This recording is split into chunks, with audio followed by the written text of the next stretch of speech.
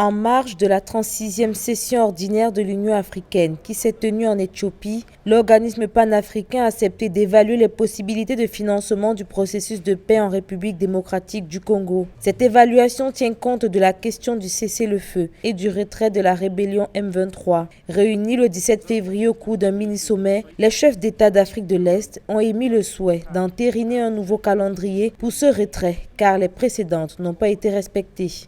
Après de longues délibérations, les chefs d'État ont ordonné un cessez-le-feu immédiat de toutes les parties et le retrait de tous les groupes armés des zones qu'ils occupent actuellement.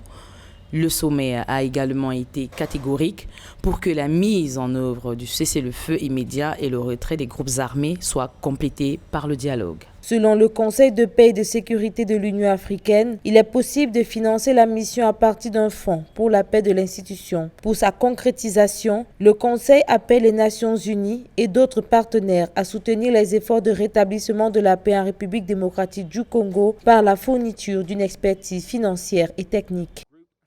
Le président William Ruto, le président kenyan qui dirige les troupes de l'EAC au Congo, lui accuse la faiblesse du leadership congolais d'être à la base de la dégradation de la situation humanitaire à l'est de la République démocratique du Congo, tandis que le président Félix Tshisekedi en a au travers de la gorge que le M23 et son soutien, le Rwanda, ne soient pas suffisamment condamnés. Maintenant, le sommet de l'Union africaine qui s'en est suivi a pris un certain nombre de résolutions, mais le problème sera, comme les autres fois, au niveau de l'application,